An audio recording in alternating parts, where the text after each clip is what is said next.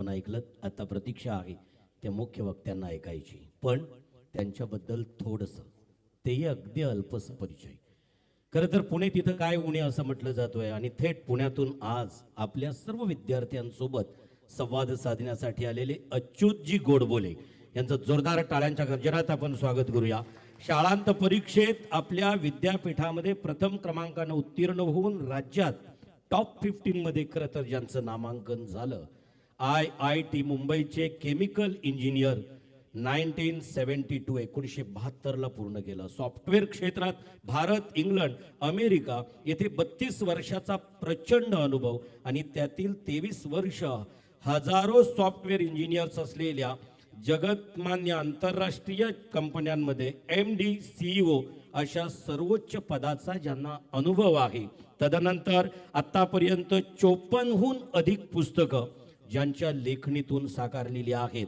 पुस्तकांचं लेखन विज्ञान, किमयागार विज्ञान, जीनियस भाग 1, भाग 2, भाग 3, जगप्रसिद्ध असणारी अनेक पुस्तकं, 150हून अधिक देशांमध्ये 150हून अधिक वेळा परदेश भ्रमंती ज्यांची झालेली आहे. तंत्रज्ञान, संगणक युग म्हणून गणित, त्याचबरोबर सायन्स, विज्ञान अशा वेगवेगळ्या खरं तर अगदी विषयांचा प्रचंड ज्ञान, अर्थशास्त्र अर्थात अर्थशास्त्र, अनर्थ, भारतीय आर्थिक परिस्थिती आणि पर्यावरण याच्यावरती त्यांची 2 पुस्तकं सध्या आहेत. कायदा माय लॉर्ड, जागतिक कायद्याचा इतिहास सांगणारा एक पुस्तक त्यांच्या लेखणीतून साकारला गेलेला आहे. IBM तर्फे 2दा ज्यांना पुरस्कार पंतप्रधानांच्या पवित्र शुभास्ते प्रदान करण्यात आला. तदनंतर IITचा प्रचंड बहुमानाचा पुरस्कार हा त्यांना पंडित भीमसेन जोशी यांच्या पवित्र शुभास्ते प्रदान करण्यात आला. कुमार गंधर्व पुरस्कार, सह्याद्री वाहिनीचा नवरत्न पुरस्कार, डॉक्टर पारनेरकर पुरस्कार, महाराष्ट्र साहित्य परिषदेतर्फे सनोपंत दांडेकर पुरस्कार आणि जीवन गौरव पुरस्कार. आत्तापर्यंत अनेक पुरस्कारांची मांदी आली ज्यांच्या नावावरती आहे. अच्युत गोडबोले यांचा लिखाणावरती एक PhD झालेली आहे आणि आत्तापर्यंत दोघा तिघांची त्या खरं तर PhD वरती टेडेक्स या प्रचंड प्रतिष्ठेच्या भाषण मालिकेत भाषण देण्याचाही बहुमान हा त्यांना मिळाला. अमेरिकेच्या 2015च्या बृहन्महाराष्ट्र मंडळाच्या BMM लॉस एंजल्समध्ये, 2017 मध्ये लंडन, तर 2019 मध्ये ऑस्ट्रेलिया येथे झालेल्या एका संमेलनाचे मुख्य अतिथीपद ज्यांनी भूषविलं. महाराष्ट्र साहित्य परिषदेच्या युवा साहित्य नाट्य संमेलनाच्या अध्यक्ष आणि आशियाना नावाची ऑर्टिस्टिक मुलांची शाळा सुरू करण्यामध्ये ज्यांचा पुढाकार राहिला, असे IIT क्षेत्रातील तज्ञ, विचारवंत माननीय अच्युत गोडबोले सर, जोरदार टाळ्यांचा प्रतिसाद असेल. मी त्यांना विनंती करेन की आमच्या सर्व विद्यार्थ्यांना या ठिकाणी संबोधित करावं.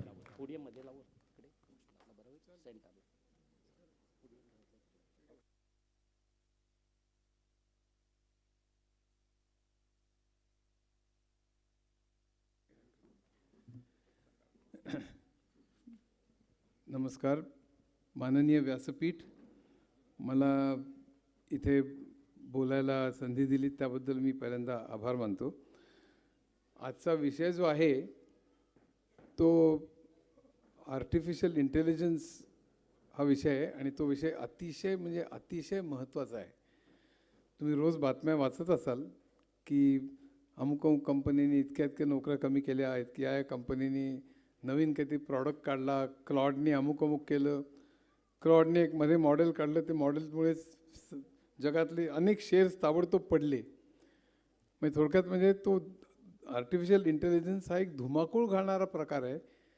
त्यामुळे आपल्या करिअर्सवर प्रचंड परिणाम होणार आहे, सगळ्या उद्योगांवर परिणाम होणार आहे. शेती, शिक्षण, आरोग्य, दळणवळण आणि सगळ्याच बाबतीमध्ये आर्टिफिशियल इंटेलिजन्स शिवाय उद्या जगणं शक्य होणार नाही. त्यामुळे आमूलाग्र बदल होणार आहेत आणि त्याची आपल्याला कल्पना असली पाहिजे. म्हणून मी तुमच्यासमोर उभा आहे. मराठीतून मी तुम्हाला आर्टिफिशियल इंटेलिजन्स चालतं कसं, त्याचा इतिहास काय आणि त्यातल्या खाचाखोचा मी समजावून सांगणार आहे आणि त्यानंतर त्याचे काय परिणाम होणार आहेत हेही तुम्हाला सांगणार आहे. ते सांगण्याकरता पहिल्यांदा मी तुम्हाला एक इंटरेस्टिंग गोष्ट दाखवणार आहे. तुम्हाला ChatGPT माहीत असेल, सगळ्यांनी ChatGPT वापरला असेल बहुधा. आपण काही प्रश्न विचारला की तो धार उत्तर लिहायला लागतो लगेच. काही सेकंदात. समजा तुम्ही कुठल्याही माणसाच्या विषयी काही एसे लिहायला सांगितलं किंवा कविता करायला सांगितली की तो त्याच्याविषयी काही माहिती उपलब्ध असेल इंटरनेटवरती तर तो लगेच वाचतो आणि त्याप्रमाणे काहीतरी कविता करतो. काही नसेल तुमच्याविषयी तरीसुद्धा तो कविता करू शकतो आणि काहीतरी थापा मारतो, आणि त्याला हॅल्युसिनेशन असं म्हणतात. काहीतरी तू खूप चांगला आहेस वागायला, तू अमुक आहेस तमुक वगैरे असं काही तो म्हणू शकतो. लकीली माझ्याविषयी बऱ्यापैकी मटेरियल अवेलेबल आहे आणि मी लिहिलेलं लिखाण, माझी खरं 80 पुस्तकं झालीत ॲक्च्युली, आणि 10 आता प्रकाशनाच्या वाटेवर आहेत, 20 प्रकाशनाच्या वाटेवर आहेत. पण मुख्य म्हणजे काय की या इकॉनॉमिक्स, सायकॉलॉजी, मॅथमॅटिक्स, म्युझिक अशा अनेक विषयांवर मी पुस्तकं लिहिली आहेत. मी माझी प्रौढी मिरवायला सांगत नाही आहे मी, पण ChatGPTला हे माहिती आहे, कारण माझ्या बायोडेटामध्ये हे सगळं आहे, माझ्या वरती आलेले लेख आहेत त्याच्यात हे सगळं आहे, आणि ChatGPT तो शिकला आहे. सांगण्याचं कारण असं की माझ्या एका वाचकाने किंवा फॅननी माझ्यावरती एक हिंदी कविता करायला सांगितली, आणि त्याने ती कविता केली काही सेकंदात, आणि ती वाचून मी म्हणजे ते ऐकून मी चाटच पडलो भयंकर. अच्युत गोडबोले नाम है बड़ा, शब्दों का जादू ज्ञान की धारा, विज्ञान हो या फिर संगीत की बात, हर विषय पर रखी अनोखी सौगात, बचपन में देखे थे मुश्किल हालात, फिर भी न मानी कभी कोई मात, मेहनत से खुद की राह बनाई, हर मुश्किल को मुस्कान में समाई, संगणक गणित अर्थशास्त्र ते विषय त्यांनी लिहिले बघा. गहरे तरी लेखनी के उजाले हे तेरे, कठिन विषय भी सरल बने, तेरी किताबों से दीप जले, मराठी में तूने गढ़ा ज्ञान, हर पन्ने पे है नई उडान वगैरे. सगळ्यात शेवटी अच्युत गोडबोले सलाम तुझे, तेरे विचार तेरा नाम तुझे. आता ही कविता लिहिली तरी काही सेकंदात हे ठीक आहे, ते गंमत पुढे आहे. दुसऱ्या एकाने ह्याला चाल लावायला सांगितली आणि ती चाल त्यांनी काही सेकंदात लिहिली. ती चाल ऐकून मी बेशुद्ध पडलो. कारण असं आहे की त्याच्यानंतर म्युझिक डिरेक्टर्स, गायक, संगीतकार, इन्स्ट्रुमेंटलिस्ट, म्युझिक स्टुडिओ जे जे बुक करतात आणि जे भाड्यानं देतात, ही सगळी मंडळी, या सगळ्या मंडळींनी काय करायचं पुढच्या 4-5 वर्षात. हे 2025मध्ये जर का तू अशी चाल लावू शकत असेल, ह्यातला आवाज बघा, 2 कडव्यांमधले तुम्ही इंटरल्यूड्स बघा, त्यातले वाद्य बघा, त्यातली चाल बघा, हे प्रचंड अचाट प्रकार आहे. तो काही सेकंदात त्यांनी ते करून दिलं मला.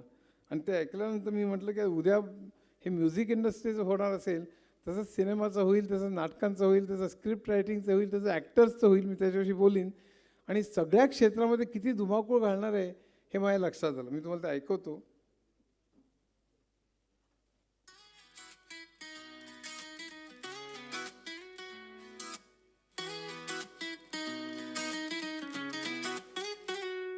अच्युत बोले नाम है बड़ा, शब्दों का जादू ज्ञान की धरा, विज्ञान हो या फिर संगीत की बात, हर विषय पर रखी अनोखी सौगात, बचपन में देखे थे मुश्किल हालात, फिर भी ना मानी कभी कोई वह, मेहनत से खुद की राह बनाई, हर मुश्किल को मुस्कान में समाई.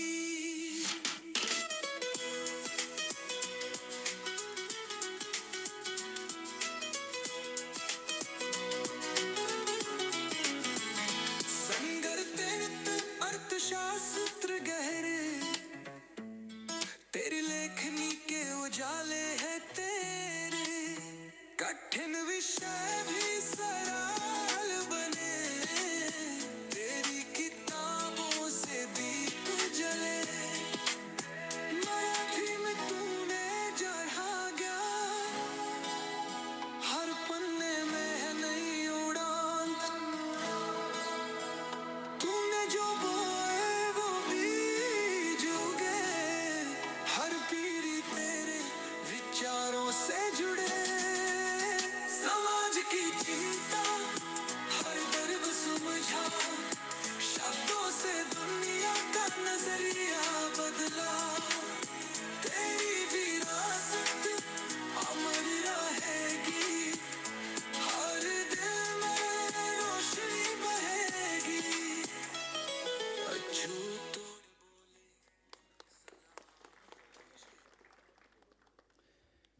आता कल्पना करा की अजून एक हे आत्ता झालं आहे गेल्या वर्षी, तर 2030 सालापर्यंत गायक, संगीतकार, वादक, म्युझिक स्टुडिओज, पण याच्यामध्ये इथे थांबत नाही.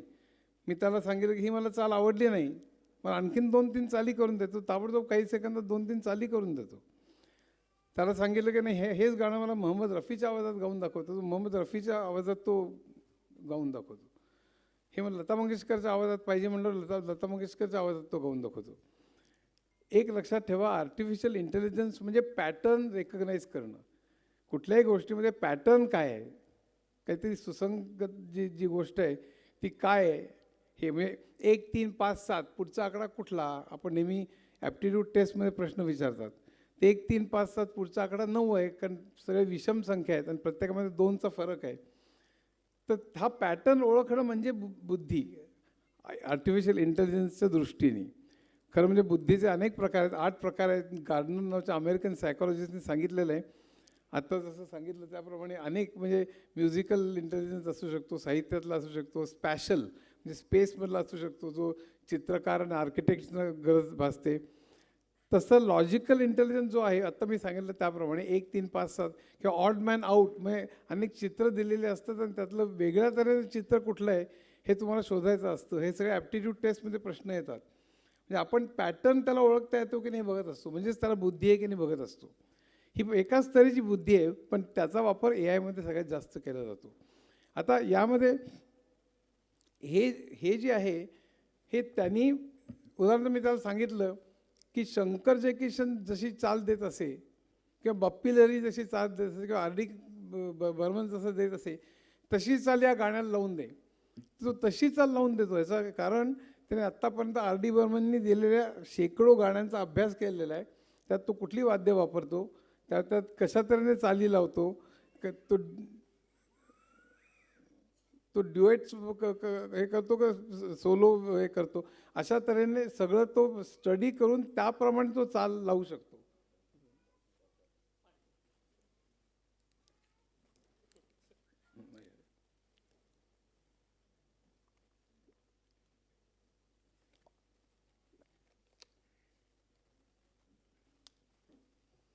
त्यामुळे याची केपेबिलिटी प्रचंड आहे. हेच कुठलंही तो स्क्रिप्ट रायटिंग करू शकतो. तुम्ही समजा गोष्ट दिली त्याला की 2 भाऊ आहेत, एका भावाने दुसऱ्या भावाचा खून केला आणि तो खेड्यात जाऊन राहायला लागला, नंतर तिथे त्याने बिझनेस चालू केला, मग तो खूप मोठा झाला, मग त्याने भारत सोडला आणि तो अमेरिकेला जाऊन राहिला, समजा अशी एक गोष्ट आहे. आणि त्याला सांगितलं की ही गोष्ट तू विस्ताराने याची एक स्क्रिप्ट लिहून दे, नाटकाकरता लिहून दे. तो नाटकाकरता लिहून देऊ शकतो, सिनेमाकरता त्या सिनेमाचे डायलॉग लिहू शकतो, त्याच्यामधली गाणी पण करू शकतो. अर्थातच तुम्ही बघितलं जाता. मग हॉलिवूडमध्ये स्क्रिप्ट रायटर्स आणि इतर अनेक जे काही व्यावसायिक आहेत आजूबाजूचे सिनेमातल्या, त्यांनी चक्क मोर्चा काढला, त्यांनी संप पुकारला. ते म्हणले AI मुळे आमचं उद्या काय होईल.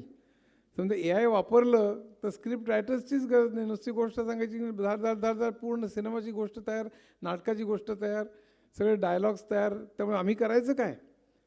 ॲक्टर्सचं सो तेच झालेलं आहे. आज ॲक्टर्सच्या ह्याच्यामध्ये तुम्हाला शाहरुख खान किंवा अमिताभ बच्चन घेऊन कुठेतरी कोका कोलाची जाहिरात करतो हे दाखवण्याकरता प्रत्यक्ष शूटिंगची सुद्धा गरज नाही पडणार. तुमच्याच PCवर बसून तुम्ही 30 सेकंदाचा ऑडिओ जर का हे केलात आणि काही व्हिडिओज त्याला दिले तर तो त्याचा वापर करून एक व्हिडिओ किंवा सिनेमा बनवू शकतो किंवा जाहिरात बनवू शकतो. मग अमिताभ बच्चन म्हणेल की मी स्वतः गेलो नाही, मी शूटिंग केलं नाही आणि माझा वापर करून तुम्ही जाहिरात केली तर तुम्ही पैसे बनवताय, मग माझं काय त्याच्यात. त्यामुळे अनेक नटनट्या स्वतःचे कॉपीराईट तयार करायला लागले की माझा वापर करून तू जर का जाहिरात बनवलीस तर मला त्यातला हिस्सा मिळाला पाहिजे. मी स्वतः आलोन शूटिंग केलं आणि जाहिरात बनवली तर गोष्ट वेगळीच, ती नेहमी मिळतेच, पण माझा वापर करून प्रत्यक्ष मी कुठेही न जाता मी काम करतो अशी जर का तुम्ही एक शूटिंग केलं, जाहिरात तयार केली तरी मला पैसे मिळाले पाहिजे. असं आता कॉपीराईटसुद्धा चालू झालेले आहेत. थोडक्यात म्हणजे ह्याचे इतके प्रचंड परिणाम होणार आहेत आर्टिफिशियल सगळ्या क्षेत्रांमध्ये, शिक्षण, आरोग्य, रिटेल, मॅन्युफॅक्चरिंग. तर हा जो सगळा प्रकार आहे तो काय आहे. मी तुम्हाला एक गंमत सांगतो, म्हणजे खडबडून मी केव्हा जागा झालो होते. तुम्हाला ChatGPT माहिती आहे, LLM त्याला लार्ज लँग्वेज मॉडेल असं म्हणतात. मशीन लर्निंग, मग डीप लर्निंग आणि लार्ज लँग्वेज मॉडेल असे 3 टप्पे आर्टिफिशियल इंटेलिजन्समध्ये आले. मी त्याच्याविषयी बोलणार आहे. मग तुम्हाला अगदी सोप्या भाषेत कळेल हे कसं चालतं ते. पण लार्ज लँग्वेज मॉडेल जेव्हा आलं त्यावेळेला गुगलनी पहिल्यांदा एक पेपर लिहिला 2017 साली, attention is all you need म्हणून. आणि त्यांनी खळबळ माजली की त्यामुळे आपण ट्रान्सफॉर्मर आर्किटेक्चर वापरून आपण लार्ज लँग्वेज मॉडेल बनवू शकतो असं लोकांच्या लक्षात आलं. आणि ओपन AI नावाच्या कंपनीने ते पहिल्यांदा काढलं. ओपन AIमध्ये पहिल्यांदा इलॉन मस्क आणि सॅम ऑल्टमन नावाची मंडळी होती. त्यांनी ChatGPT काढलं. ChatGPT पहिल्यांदा व्हर्जन 1 आलं, त्यावेळी फार कोणी लक्ष दिलं नाही. मग व्हर्जन 2 आलं 2022 साली. मग व्हर्जन 3 आणि मग 3.5 आलं. आणि लोक खडबडून जागे झाले, कारण आपण विचारलेल्या प्रश्नाची एका सेकंदात उत्तरं येत आहेत. आणि त्यानंतर आता मल्टी मोडल पण सगळे आलेले, जेमिनी, ChatGPT सगळे मंडळी. तो चित्र काढू शकतो, तो व्हिडिओ तयार करू शकतो, तो गाणी तयार करू शकतो, तो essay लिहू शकतो, कादंबऱ्या लिहू शकतो, स्क्रिप्ट लिहू शकतो, समरी करू शकतो, तो पत्र लिहू शकतो, ईमेलला उत्तर देऊ शकतो. हे सगळं जेव्हा लक्षात आलं तेव्हा लोक खडबडून जागे झाले. आणि त्यावेळेला मेटा म्हणजे फेसबुकला ची कंपनी, खरं म्हणजे original company Meta, parent company. तर मार्क झुकरबर्ग त्याचा मालक आहे. मार्क झुकरबर्ग जागा झाला की अरे आपण काहीतरी केलं पाहिजे, आपण याच्यात मागे पडतो.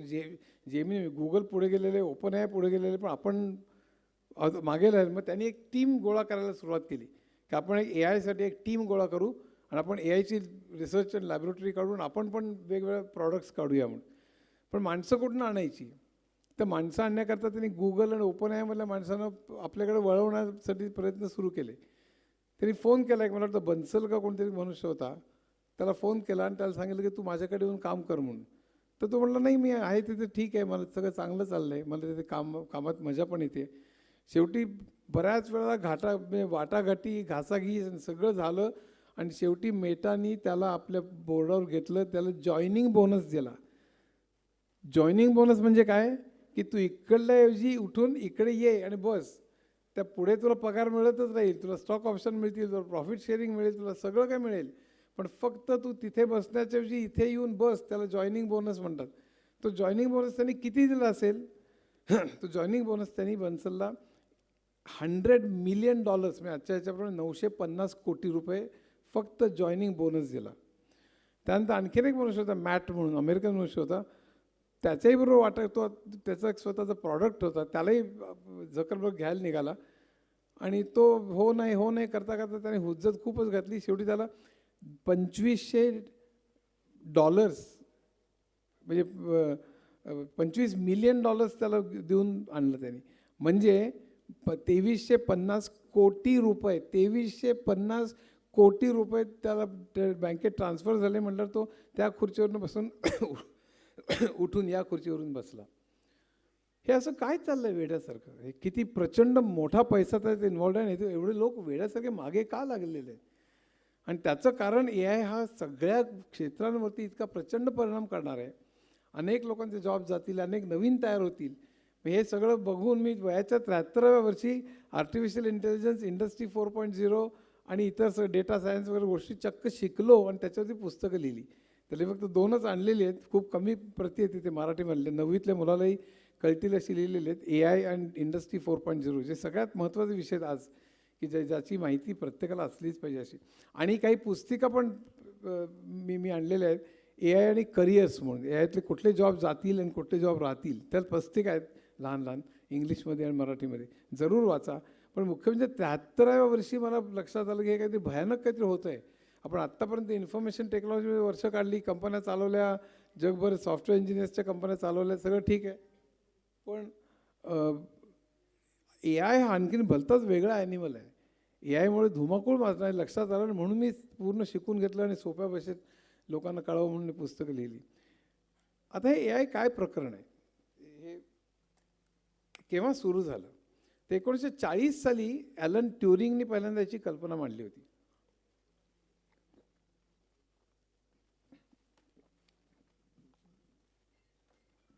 पण याचं नामकरण 1956 साली झालं. 1956 साली डार्टमाउथ इथे अमेरिकेमध्ये कॉन्फरन्स झाली आणि तिथे आर्टिफिशियल इंटेलिजन्स हे नाव त्याला देण्यात आलं. पहिल्यांदा कल्पना काय होती की यंत्रांनी माणसासारखंच केलं पाहिजे सगळं. माणूस दोन तऱ्हेच्या गोष्टी करतो, एक फिजिकल आणि दुसरी इंटलेक्च्युअल. फिजिकल गोष्टी तो काय काय करतो, तो चालतो, तो पळतो, तो रांगतो, तो पायऱ्या चढतो, उड्या मारतो वगैरे असं सगळं. त्याच्याकरता रोबॉटिक्स डेव्हलप झालं. दुसरं म्हणजे असं की त्याला सेन्सेस पण आहेत, त्याला चव कळते, त्याला वास कळते, त्याला स्पर्श कळतो. त्याकरता ते पण रोबॉटला ते पण यंत्राला कळले पाहिजेत. म्हणजे एक तर चालता फिरता आलं पाहिजे, उड्या मारता आले पाहिजेत रोबॉट्सला, आणि रोबॉटला स्पर्श वास आणि हे पण कळलं पाहिजे, तर तो माणसासारखं फिजिकल तो वागायला लागला असं आपण समजू. ते खरं म्हणजे इतकं अवघड आहे, तुम्हाला सांगतो. कम्प्युटर व्हिजन म्हणजे रोबॉटला दिसणं हा एवढा अवघड प्रकार आहे. आपला डोळा म्हणजे एवढा कॉम्प्लेक्स आहे की त्यात नुसतं चित्र येतं, कॅमेरा नाही येतो. त्याच्यातनं जे संवेदना ज्या ब्रेनमध्ये जातात, त्याचं प्रोसेसिंग कसं होतं, मग आपण गोष्टी स्मरण कशा करतो, कन्क्लुजन कशा करतो, हे सगळं प्रचंड अवघड प्रकार आहे. तर माझा एक बॉस्टनच्या शेजारी कम्प्युटर व्हिजन नावाचा एक कस्टमर होता. ते कम्प्युटरला व्हिजन देण्याचा प्रयत्न करतो. इतकं कॉम्प्लेक्स आहे, म्हणजे मी त्यात बऱ्यापैकी तिकडे जाऊन अभ्यास केलेला होता. ते देण्याचे प्रयत्न त्यांचे चालू होते अनेक वर्षांपासून. आता ते हळूहळू जमायला लागलेलं आहे, पण तरीसुद्धा सेन्स, आपलं वास, स्पर्श, हे चव, आपल्या जिभेवरती शेकडो सेन्सर्स आहेत बाय द वे, बायोलॉजिकली ते तशाचे सेन्सर्स तयार करणं रोबोटमध्ये की त्याला चव पण कळावी, इतकं अवघड काम आहे. पण हा फिजिकल भाग झाला. दुसरा भाग इंटलेक्च्युअल भाग. आपण विचार कसा करतो, आपण मेमरीत स्टोअर कसं करतो, आपण कन्क्लुजन कसं काढतो, तर्काने कन्क्लुजन कसं काढतो, हे कम्प्युटरला करता येईल का? कम्प्युटर शिकू शकेल का? तर आपण कसं शिकतो, आपण आजूबाजूच्या वातावरणातनं ऑब्झर्व करतो, त्यातनं कन्क्लुजन काढतो आणि आपण शिकत जातो. तसं यंत्र नुसतं असं ठेवलं, तो आजूबाजूच्या वातावरणात लोक कसे जात आहेत, भाजी विकतायत, अमुक करतायत, बसेस जात आहेत, हे सगळं बघून तो शिकून माणसासारखं शिकू शकेल का? तर तसं शिकू शकणार नाही, त्यांच्या लक्षात आलं. मग त्यांच्या डोक्यात एक कल्पना आली की आपण एक्सपर्ट सिस्टीम्स नावाची कल्पना तयार करावी. 1960, 70, 80च्या दशकांमध्ये एक्सपर्ट सिस्टीम्स नावाच्या सिस्टीम्स खूप लोकप्रिय झाल्या. एक्सपर्ट सिस्टीम्स म्हणजे आपल्याला जे ज्ञान आहे वेगवेगळ्या क्षेत्रातलं, डॉक्टर, वकील, इंजिनियर, हे सगळं ज्ञान आपण कम्प्युटरला फीड करावं. म्हणजे इफ देन एल्सची स्टेटमेंट्स असतात, सी, जावा, कुठल्याही प्रोग्रामिंग लँग्वेजमध्ये तशा तऱ्हेचं स्टेटमेंटमध्ये आपण ते ज्ञान द्यावं. म्हणजे जर का डॉक्टर कसा काम करतो, मला ताप आला तर तो म्हणतो लाल गोळी घे, अंग दुखत असेल तर पिवळी गोळी घे, असं करत नाही शक्यतो डॉक्टर्स. पण एक उदाहरण म्हणून सांगतो, म्हणजे if fever then take this tablet, if body ache then take this tablet, if fever and body ache then take another tablet और टेक एन ECG. हे सगळं इफ देन एल्सच्या स्टेटमेंटमध्ये जसं प्रोग्राम आहे तसं सगळं ज्ञान आपण कम्प्युटरमध्ये भरलं आणि नंतर मग पेशंटनी त्याला विचारलं की मला ताप आला आहे, मी काय करू, मग तो प्रोग्राममधनं जाणार आणि सांगणार अरे तू हिरवी गोळी घे म्हणून. हे पहिल्यांदा एक्सपर्ट सिस्टीमची ही कल्पना होती. त्यात थोडं स्वतःचं शिकणं आणि ह्युरिस्टिक्स आल्या होत्या, पण ते फार पुढे गेलं नाही. ह्याचं कारण मेडिकलचं उदाहरण घ्यायचं झालं तर ते कितीतरी विकार आणखीन वाढले, कितीतरी टेस्ट्स वाढल्या. एक्सरे आला, मग MRI आला, मग CT स्कॅन आला, मग ECG आला, मग आणखीन चिकार गोष्टी, अँजिओग्राफी आली. तर या टेस्ट चिकार वाढल्या, विकार पण वाढले, औषधं पण वाढली. हिरवी गोळी, पिवळी गोळी न्यायच्या शेकडो औषधं निघाली, शेकडो टॅबलेट्स निघाल्या. तर त्यामुळे हे मेंटेन करणं खूप अवघड जायला लागलं. प्रत्येक वेळी तो बदलावा लागायचा. नवीन विकार आला, नवीन औषध आलं, नवीन कुठेतरी टेक्नॉलॉजी आली, नवीन काहीतरी टेस्ट आली, MRI, CT स्कॅन, की लगेच तो प्रोग्राम बदलावा लागायचा. बदलणं, तो टेस्ट करणं आणि पुन्हा डिप्लॉय करणं फार वेळ जायला लागला आणि ते बल्की व्हायला लागलं. त्यामुळे लोकांचा विश्वास एक्सपर्ट सिस्टम्सवरचा आणि एकंदरीतच AIवरचा कमी झाला. मग त्यावेळी AI विंटर आला, म्हणजे लोकांचा AIवरती विश्वास उडाला. पहिल्यांदा AI प्रचंड काम करेल. आज जसं AIचं सगळे लोक AI बोलत आहेत, तसं त्या काळात सुद्धा 60s 70sमध्ये लोक AIवरती बरीच पुस्तकं आली. बऱ्याच लोकांना वाटलं AI आता माणसाला रिप्लेस करेल, माणसाचं सगळंच करू शकेल. पण नंतर लक्षात आलं की हे होणं अवघड आहे. रोबोटिक्समध्ये सुद्धा प्रगती फार होत नव्हती. एक्सपर्ट सिस्टम्समध्ये इंटलेक्च्युअल बाबतीत सुद्धा भयंकर प्रगती होत नव्हती. त्यामुळे माणसासारखं यंत्रांनी करणं ही गोष्ट आता बऱ्यापैकी मागे पडेल असं वाटायला लागलं. त्यावेळेला 2000च्या सुमाराला एक टर्निंग पॉईंट आला. त्याचं असं झालं की कॅनडामध्ये फ्रेंच आणि ब्रिटिश दोघांचं राज्य होतं. त्यामुळे कॅनडामधली हजारो डॉक्युमेंट्स, ग्रामपंचायतीपासून वरच्या सेंट्रल गव्हर्नमेंटपर्यंत, ती त्यांना फ्रेंचवरनं इंग्लिशमध्ये आणि इंग्लिशमधनं फ्रेंचमध्ये त्यांना ट्रान्सलेट करावी लागायची. त्याकरता हजारो लोक नेमलेले होते. त्यांना वाटलं हे ऑटोमॅटिकली करता येईल का आपल्याला, तर ऑटोमॅटिकली करता येईल का म्हणण्याकरता त्यांनी पूर्वी जसं एक्सपर्ट सिस्टम वापरलं होतं, त्याला टॉप डाऊन अप्रोच म्हणतात किंवा सिम्बॉलिक AI म्हणतात, तो अप्रोच वापरला. मग त्यांनी काय केलं, इफ देन एल्स स्टेटमेंट वापरून करता आलं तर बघूया. If this French word then this English word, म्हणजे जसं की आपण डिक्शनरी दिलेली आहे, फ्रेंच टू इंग्लिश डिक्शनरी दिलेली आहे, इंग्लिश टू फ्रेंच ही पण डिक्शनरी दिलेली आहे. एक फ्रेंच शब्द आला की तो डिक्शनरीत बघणार आणि तो शब्दाला सबस्टिट्यूट करणार इंग्लिशमधला, किंवा इंग्लिश शब्द आला की तो डिक्शनरीत बघणार त्याला फ्रेंच शब्द सबस्टिट्यूट करणार. असं आपल्याला ट्रान्सलेशन करता येईल का इफ देन एल्सच्या स्वरूपात, असं त्यांना पहिल्यांदा वाटायला लागलं. पण तसं करणं हे भयंकर भयंकर अवघड आहे हे त्यांचं लक्षात आलं. याचं कारण असं की प्रत्येक फक्त शब्दाचं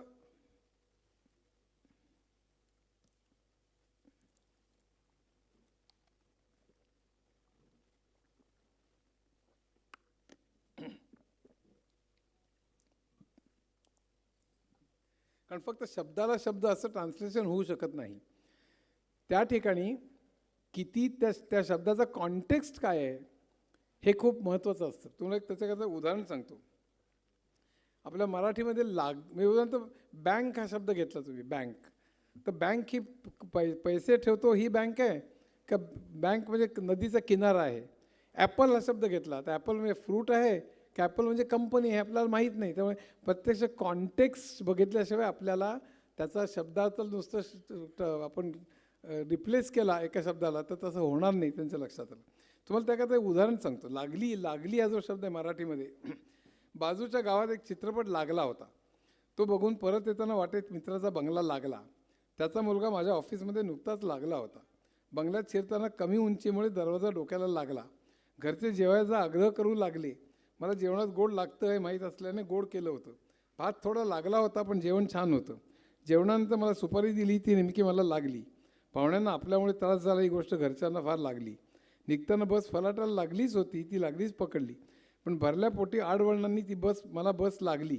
मग काय घरी पोहोचेपर्यंत माझ्या पोटाची मला भलतीच काळजी लागली, कारण आल्या घाईची लागली.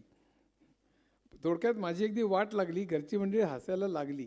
आता सांगा 10 ते 12 तऱ्हेने हा शब्द वापरलेला आहे. फक्त लागली हा मराठी शब्द ऐकून बघून तुम्ही त्याचं इंग्लिश किंवा हिंदी करू शकाल का, तर करू शकणार नाही. त्याचा कॉन्टेक्स्ट काय आहे हे खूप महत्त्वाचं आहे, त्यांच्या लक्षात आलं. त्यामुळे त्यांनी अशा तऱ्हेने ट्रान्सलेट करणं मेकॅनिकली, ज्याला टॉप डाऊन म्हणतो, इफ देन एल्स वापरून अशा तऱ्हेने ट्रान्सलेट करणं आपल्याला जमणार नाही हे लक्षात आलं. आणि मग एकाच्या डोक्यात एक ब्रेन वेव्ह आली की अरे हे लहान मूल शिकतं कसं? लहान मुलाला आपण काय डिक्शनरी देतो का? लहान मुलाला आपण व्याकरणाचे नियम सांगतो का, कर्ता कर्म क्रियापद वगैरे? त्याला तसं काही सांगत नाही. लहान मूल फक्त ऐकतं. लाखो शब्द वाक्यरचना ऐकतं आणि मनातल्या मनात तो ग्रामरचे किंवा व्याकरणाचे नियम स्वतः तयार करतो. म्हणजे आत्तापर्यंत आपण त्याला नियम देत होतो, if fever then take this tablet, आणि तो त्यातनं त्याचं उत्तर देत होता की मला फीवर येतं तू लाल गोळी घे. आपण त्याला अल्गोरिदम देत होतो, त्याला प्रोग्राम देत होतो आणि तो आपल्याला डेटा किंवा उत्तर देत होता. आता मुलगा हा फक्त डेटा घेतोय, म्हणजे संपूर्ण लाखो वाक्य तो ऐकतोय आणि त्याच्यावरनं रूल्स फॉर्म करतोय. म्हणजे आता उलटं झालं, आपण रूल्स देऊन डेटा घेण्याच्या ऐवजी आता डेटावरनं पॅटर्न शोधणं आणि डेटावरनं अल्गोरिदम शोधणं आणि डेटावरनं प्रोग्राम तयार करणं हे सुरू झालं. ह्याला मशीन लर्निंग म्हणतात. Machine learning is nothing but learning from data. तुम्ही जितका डेटा द्याल ते डेटावरनं पॅटर्न तो शोधत जातो आणि त्याला आपण मशीन लर्निंग म्हणतो. एक उदाहरण तुम्हाला सांगतो. एक समजा बँक आहे आणि त्या बँकेमध्ये 5,000 कस्टमर्स आहेत. त्या प्रत्येक कस्टमरचं आपण त्याला डेटा दिला, उंची, वजन, त्याला किती पगार आहे, लग्न झालं आहे की नाही, नंतर सेक्स, नंतर मुलं किती आहेत, किती पगार आहे, कुठला हुद्दा आहे, मॅनेजर आहे का काय वगैरे, तो MBA केलं आहे का त्यांनी, किती वर्ष अनुभव आहे वगैरे, असं सगळं त्याचा डेटा 5,000 कस्टमर्सचा दिला आणि त्याला सांगितलं ह्यातले पॅटर्न शोधून काढ. याला अनसुपरवाइज लर्निंग म्हणतात, की त्याला पॅटर्न शोधून काढ असं जर का म्हटलं आणि समजा त्यांनी त्या सगळ्या डेटामधनं जाऊन तोपर्यंत उंची आणि पगार ह्याचा संबंध आहे का बघायला सुरुवात करेल. पण उंची आणि पगाराच्यात काही संबंध मिळणार नाही, कारण उंची आणि पगाराच्यात काय संबंध असणार आहे? फार तर अगदी दूर हे केलं तर उंची फार कमी असेल तर त्याला खूप न्यूनगंड किंवा इन्फिरिटी कॉम्प्लेक्स येईल आणि त्यामुळे त्याचा परफॉर्मन्स वाईट असेल आणि त्यामुळे त्याचा पगार कमी असेल वगैरे, असं आपण अतिशय विचित्र तऱ्हेने लावू शकतो, पण तसा उंची आणि पगार यांच्यात संबंध असण्याची शक्यता नाही. तसंच वजन आणि पगार नाही, पण तो कंपाऊंड कंडिशनचं बघतो. उंची एवढी असेल आणि पगार एवढा असेल आणि वजन एवढं असेल तर उंची तर पगाराचा काही संबंध आहे का, असंही तो करू शकतो. असं करत करत तरी समजा अनेक तऱ्हेचे परम्युटेशन कॉम्बिनेशन करून संबंध जोडण्याचा प्रयत्न केला आणि नंतर त्यांनी कन्क्लुजन काढलं की जे ग्रॅज्युएट्स आहेत, ज्यांनी MBA केलेलं आहे, ज्यांना 3 वर्षाचा अनुभव आहे आणि त्यांची मिनिमम सॅलरी अमुक अमुक आहे, त्यांची मोटार गाडी घेण्याची शक्यता 95% आहे. हे म्हटल्यावर ताबडतोब ते बँक अशा सगळ्या कस्टमर्सचे मोबाईल नंबर्स घेऊन कॉल सेंटरला देणार आणि ते कॉल सेंटर तुम्हाला सातत्याने फोन करणार, तुम्हाला कार लोन हवं आहे का, कार लोन हवं आहे का, कार लोन हवं आहे का.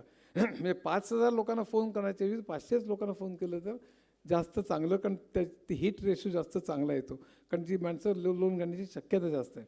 आता हा झाला डेटावरनं पॅटर्न शोधण्याचा प्रकार. ह्यालाच मशीन लर्निंग म्हणतात, ह्यालाच आर्टिफिशियल इंटेलिजन्स म्हणतात. आर्टिफिशियल इंटेलिजन्समध्ये बरेच भाग आहेत. मशीन लर्निंगचाच भाग आहे, डीप लर्निंग आहे, आणि डीप लर्निंगचा भाग लार्ज लँग्वेज मॉडेल आहे, जे ChatGPT, जेमिनी वगैरे ते त्याचं असं ते हायरार्की आहे. तर ते मशीन लर्निंग म्हणजे काय मी तुम्हाला सांगितलं, त्यातला आत्ता जो सांगितला तो अनसुपरवाइज लर्निंगचा भाग आहे. सुपरवाइज लर्निंगमध्ये आपण त्यांना काहीतरी काय शोधायचं किंवा काय उत्तर ते सांगत असतो आणि ते उत्तराकडे नेत असतो त्याला. आणि त्याकरता एक कल्पना मांडली गेली आर्टिफिशियल न्यूरल नेटवर्क्स म्हणून, की ती संपूर्ण म्हणजे आपल्या मेंदूमध्ये कोट्यवधी न्यूरॉन्स असतात, ते एकमेकांशी जोडलेले असतात. खरं म्हणजे जोडलेले नसतात, त्यांच्यामध्ये एक फट असते, त्याला सिनॅप्स असं म्हणतात. पण असं गृहीत धरू की ते एकमेकांशी जोडलेले आहेत आणि ते वेगवेगळ्या लेवल्स आहेत, त्यांच्या लेयर्स आहेत. म्हणजे प्रत्येक मेंदूमध्ये वेगवेगळ्या एका प्लॅटफॉर्मवर, एका प्लेनवरती हजारो न्यूरॉन्स आहेत. तसंच पुढच्याही प्लेनवरती हजारो न्यूरॉन्स आहेत, त्याच्याही पुढच्या याच्यावर हजारो न्यूरॉन्स आहेत. अशा अनेक पातळ्या आहेत असं आपण गृहीत धरू. न्यूरॉन म्हणजे ब्रेनचा सेल. आणि असं गृहीत धरू की कुठल्याही पातळीवरचा कुठलाही न्यूरॉन हे मागच्या पातळीवरच्या प्रत्येक न्यूरॉनशी जोडलेला आहे आणि पुढच्याही पातळीवरच्या प्रत्येक न्यूरॉनशी जोडलेला आहे. म्हणजे प्रत्येक न्यूरॉनला, कुठल्याही पातळीवरच्या न्यूरॉनला इनपुट जे येतात सिग्नल्स, ते मागच्या पातळीवरच्या सगळ्या न्यूरॉन्समधून येतात असं गृहीत धरू आपण. आता आपण समजा एखादी वस्तू, प्रत्यक्ष मेंदू एखादी वस्तू कशी ओळखतो, तर कल्पना करा, हे काल्पनिक आहे पाहिजे, आपल्याला कळावं म्हणून केलेलं आहे, की पहिली जी पातळी आहे तिथे काहीतरी आहे की नाही हे शोधेल. म्हणजे काहीच नसेल तिथे पोकळीच असेल, काही असेल तर तिथे कडा असतील, कडा म्हणजे एजेस आहेत, म्हणजे काहीतरी आहे. दुसरी पातळी जी आहे ती सजीव आहे की निर्जीव आहे ते बघेल, तो उडतोय, बसलाय, काय करतोय वगैरे, खालतोय. मग तो समजा सजीव आहे असं लक्षात आलं. मग तिसऱ्या ह्याच्यात तो पंख आहेत का बघेल, चौथ्या ह्याच्यात तो पंखाचा रंग बघेल, तो हिरवा हाताला लागेल, पाचव्या ह्याच्यात चोच बघेल, सहाव्या ह्याच्यात असं करत करत सगळ्यात शेवटल्या पातळीमध्ये कन्क्लुजन काढेल की हा पोपट आहे म्हणून. अशा तऱ्हेने आपण वस्तू ओळखतो. तसंच आपल्याला कम्प्युटरमध्ये करता येईल का, म्हणून त्यांनी आर्टिफिशियल न्यूरल नेटवर्क तयार केली. आपल्या मेंदूमध्ये जसं प्रत्यक्ष बायोलॉजिकल न्यूरल नेटवर्क असतं, तसं आर्टिफिशियली अशी अनेक प्लेन्स तयार केली. प्रत्येक प्लेनवरती हजारो न्यूरॉन्स आणि ते सगळे एकमेकांशी जोडलेले आहेत, अनेक पातळ्यांवरती न्यूरॉन्स जोडलेले आहेत. असं न्यूरल नेटवर्क तयार केलं आणि आता आपल्याला त्याला वस्तू ओळखायला शिकवता येईल का, असं त्यांनी प्रयत्न केले. उदाहरणार्थ मी एक मांजर धरलं आणि मांजर धरल्यानंतर त्याला ओळखायला सांगितलं, तर पहिली पातळी मगाशी सांगितलं तसं काहीतरी आहे की नाही हे शोधेल. दुसरी पातळी सजीव आहे की निर्जीव आहे ते शोधेल. तिसरी पातळी कदाचित पायांकडे बघेल, तो पाय म्हणेल 4 पाय आहेत, मग तो म्हणेल की 4 पाय आहेत त्यामुळे हत्ती असण्याची शक्यता 50% आहे, कुत्रा असण्याची 20% वगैरे, असं काहीतरी त्याला तो कन्क्लुजन काढेल. आणि त्याला किती महत्त्व आहे या कन्क्लुजनला, त्याला वेट्स असं म्हणतात. त्या वेटच्या बरोबर ते कन्क्लुजन पुढच्या पातळीला देईल. तर पुढच्या पातळी डोळ्यांकडे बघेल, कानांकडे बघेल, त्याच्या पुढची पातळी कानांकडे बघेल, त्यानंतर व्हिस्कर्सकडे बघेल, मिशांकडे, जे मांजरांमध्ये खूप महत्त्वाचं असतं. अशा तऱ्हेने करत करत प्रत्येक पातळी काहीतरी कन्क्लुजन काढेल प्रॉबॅबिलिटीचं, की हत्तीचं एवढं, कुत्र्याचं एवढं, मांजराचं एवढं, आणि मग पुढच्याकडे पाठवेल. पुढचं आणखीन डोळ्यांकडे बघेल, त्यामुळे त्याचे प्रॉबॅबिलिटीज बदलतील, मग ते आणखीन पुढे. असं करत करत सगळ्यात शेवटल्या पातळीने समजा कन्क्लुजन काढलं की हत्ती असण्याची शक्यता 40% आहे, मांजर असण्याची शक्यता 30% आहे, कुत्रा असण्याची शक्यता 20% आहे, समजा असं त्यांनी काढलं. तर उत्तर चुकलेलं आहे. हत्तीची 50% शक्यच नाही आहे किंवा 40% शक्य नाही. आपण दाखवलेलं मांजर आहे म्हणून याला सुपरवाइज लर्निंग म्हणतात, की आम्ही जो दाखवलेलं मांजर आहे तो उत्तर चुकीचं दिलेलं आहे. मग तो पुन्हा पहिल्यापासून सुरुवात करतो आणि त्या प्रत्येक पातळी जी वेट्स आहेत ती वेट्स बदलतो. मी या या बाबतीमध्ये विस्कर्स म्हणजे मिशांची ज्या पातळीत आहे त्याचं वेट्स बदलतो, त्याचं वाढवतो, की त्याला महत्त्व जास्त दे. कारण हत्तीला मिशा नसतात, कुत्र्याला नसतात, मांजरीला असतात, त्यामुळे तिथली वेट्स बदलतो, वाढवतो आणि असं करत करत शेवटल्या लेअरपर्यंत जातो. आणि शेवटल्या लेअरमध्ये मागच्या वेळी 30% आलं होतं मांजराचं प्रॉबॅबिलिटी, आता ते 40 का 50 झाली आहे का 15 झालेली आहे. 15 झालेली असेल तर आपण चुकीच्या तऱ्हेने वेट्स बदलतोय, 50 जर झाली असेल तर आपण योग्य तऱ्हेने बदलतोय. मग तो पुन्हा पुढे जातो. आता किती आले मांजराची प्रॉबॅबिलिटी 60 आली, पण अजून बरोबर नाही. पुन्हा पहिल्यापासून येतो, पुन्हा वेट्स त्या दृष्टीने बदलत जातो आणि सगळ्यात शेवटी मांजराची प्रॉबॅबिलिटी 95% 98% जेव्हा येते तेव्हा त्याला कळतं की आता त्यांनी मांजर ओळखायला सुरुवात केलेली आहे. ह्याला ट्रेनिंग द मॉडेल असं म्हणतात. मी त्याला अनेक हजारो मांजरांची चित्र दाखवायची आणि त्याला मांजर ओळखायला सांगायचं. त्यांनी ओळखलं नाही तर त्याची वेट्स बदलायची आणि पुन्हा पुढे जायचं. त्याला बॅकवर्ड प्रॉपगेशन अल्गोरिदम म्हणतात. हा अल्गोरिदम 2013 साली सक्सेसफुल झाला. इमेज नेट नावाची एक स्पर्धा झाली अमेरिकेमध्ये वस्तू ओळखण्याची. तर वस्तू ओळखण्याची स्पर्धा झाली ती 2013 साली जेफ्री हिंटन नावाच्या माणसाने जिंकली. त्याला नोबेल प्राईज मिळालं 3 वर्षापूर्वी, फिजिक्सचं नोबेल प्राईज मिळालं. आणि फेस रेकग्निशन किंवा इमेज रेकग्निशन जेव्हा निर्माण झाली त्यावेळी धुमाकूळ माजला. तेव्हापासून ए आय सगळीकडे सुरू झालं. तोपर्यंत मशीन लर्निंग होतं, तोपर्यंत पॅटर्न शोधणं चालू होतं. मग डीप लर्निंग जेव्हा आलं, याला डीप लर्निंग म्हणतात. अनेक पातळ्या आहेत आणि प्रत्येक पातळीमध्ये प्रत्येक वेट्स आहेत आणि प्रत्येक पातळी काहीतरी कन्क्लुजन करते, पुढच्या पातळीला पाठवते, पुढच्या पातळी पुन्हा कन्क्लुजन करते, पुढच्या पातळीत पाठवते. सगळ्यात शेवटी जर उत्तर बरोबर आलं नाही, कारण आपल्याला माहिती आहे बरोबर उत्तर काय येते, त्याला लेबल म्हणतात. म्हणून जो पहिल्यापासून सुरुवात करून वेट्स बदलतो अंटिल सच टाईम की ते उत्तर बरोबर येतं, म्हणजे ट्रेनिंग द मॉडेल त्याला म्हणतात. तर हे प्रत्येक आपण मांजर कसं ओळखायचं शिकवू शकतो, कुत्रा पण शिकवू शकतो, हत्ती पण शिकवू, सगळे प्राणी कसे ओळखायचं शिकवू शकतो, सगळे वनस्पती शिकवू शकतो, सगळ्या निर्जीव वस्तू पण शिकवू शकतो 1000 वेळा दाखवून. त्यामुळे त्याला इमेज रेकग्निशन करता यायला लागलं, फेस रेकग्निशन पण करता यायला लागलं आणि त्याचे परिणाम प्रचंड व्हायला लागले. डीप लर्निंगमुळे धुमाकूळ माजला. फेस रेकग्निशन किंवा इमेज रेकग्निशन म्हणजे बघा उदाहरणार्थ उद्याच्या जगात रेडिओलॉजिस्टचं काम काय राहणार आहे. टेक्निशियन एक्सरे काढतो, CT स्कॅन करतो, हे करतो, पण रेडिओलॉजिस्ट त्याचं इंटरप्रिट करतो. अरे इथे काळसर दिसते, इथे TB झालेला आहे, इथे अमुक इथे कॅन्सर झालेलं आहे. हे इंटरप्रिटेशन जर का AI करायला लागलं, त्याला असे 1000 एक्सरेज दाखवले आणि त्याला वेट्स बदलून त्याला शिकवलं की अरे बा हा TB आहे म्हणून, तर उद्या तो TB ओळखेल, कॅन्सर ओळखेल, शेकडो गोष्टी ओळखेल. माऊथ कॅन्सर, तर माऊथ कॅन्सरमध्ये माऊथचा संबंध ते चित्र कसं दिसतं तुम्ही जाहिरातीत बघितलं असेल. ते समजा असे 1000 माऊथ कॅन्सरचे जर दाखवले तर तो 1001 पेशंट दाखवला तो ओळखू शकेल. अर्थात माऊथ कॅन्सरमध्ये फक्त ते नसतं, इतरही गोष्टी असतात. कुठल्याही विकारामध्ये ECG कसा असेल, ब्लड रिपोर्ट कसे असतील, एक्सरे कसा असेल, आणि हे लकीली सगळं डिजिटल आहे, सगळं 0 आणि 1मध्ये अवेलेबल आहे. कम्प्युटरच्या डिस्कवरती आपण असू शकतो. तर एखादा विकार आहे त्यामध्ये ECGमध्ये काहीतरी एक स्पाईक आलेला आहे, तिथे एक्सरेमध्ये कुठेतरी काळा पॅच दिसायला पाहिजे आणि ब्लड रिपोर्टमध्ये हिमोग्लोबिन 11च्या खाली पाहिजे असं समजा गृहीत धरा. आणि आणखीन काहीतरी असे पॅरामीटर्स आहेत. तो जर का असेल तर कोलायटिस झालेला आहे किंवा एक क्ष रोग झालेला आहे. तर त्या अशा तऱ्हेच्या पेशंटचे 1000 पेशंट घ्यायचे, त्यांचे सगळ्यांचे ब्लड रिपोर्ट, एक्सरेज आणि सगळे फीड करायचे, त्याला कन्क्लुजन काढायला लावायचं. तर चुकला तर पुन्हा वेट्स बदलून ते रोग ओळखेपर्यंत ते करत बसायचं, म्हणजे तो रोग ओळखेल. आणि अशा त्याचे 500 रोग त्याला ओळखायला दिले की त्यानंतर एका रोग्याचे, एका माणसाचे समजा आपण ब्लड रिपोर्ट्स दिले, ECG दिला, एक्सरे दिले आणि इतर काही दिल्या गोष्टी आणि सांगितलं शोध. आता त्या 500 रोग 1000 रोग विकार शोधायला त्याला ट्रेन केलेलं आहे. त्यामुळे तो धाडकन सांगेल की याला अमुक झालेलं आहे म्हणून. त्यामुळे डॉक्टरांचं डायग्नॉसिसच उद्या करण्याची गरज राहणार नाही. डॉक्टर रिप्लेस होणार नाही आहेत, हे सगळं सांगतोय मी. हळूहळू वेगवेगळ्या व्होकेशन्सकडे किंवा करिअर्सकडे येतो आहे मी. पण मुख्य म्हणजे काय की डॉक्टरांचं उद्या स्वरूपच बदलणार आहे.